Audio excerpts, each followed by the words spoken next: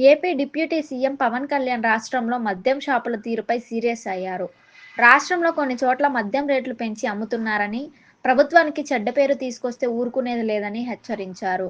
మద్యం ధరల విషయంలో తనకు వరుసగా ఫిర్యాదులు వచ్చాయని, నిబంధనల ప్రకారం అమ్మకాలు జరగాలి అన్నారు. ఎక్సైజ్ అధికారులు నిఘా పెంచాలని, నిబంధనలు ఉల్లంఘించే వారిపై చర్యలు తీసుకోవాలని సూచించారు. రాష్ట్ర వ్యాప్తంగా మద్యం దుకాణాల్లో ఎంఆర్పీ కంటే అధిక ధరలకు మద్యం విక్రయాలు జరుగుతున్నట్టు రాష్ట్ర ఉప ముఖ్యమంత్రి పవన్ కళ్యాణ్‌కు ఫిర్యాదు అందింది.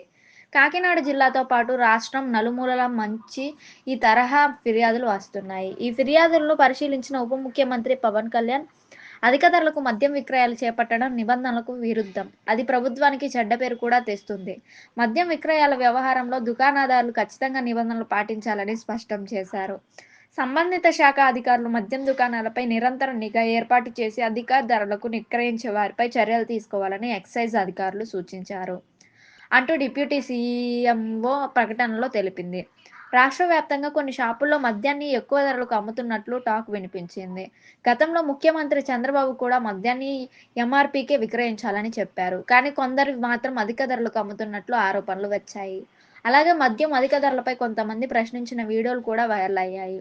తాజాగా ఈ అంశం డిప్యూటీ సీఎం పవన్ కళ్యాణ్‌కు తెలియడం, ఫిర్యాదులు రావడంతో ఆయన కూడా స్పందించారు. నిఘా పెంచి తప్పు చేసిన వారిపై చర్యలు తీసుకోవాలని ఎక్సైజ్ అధికారులు కీలక సూచనలు చేశారు.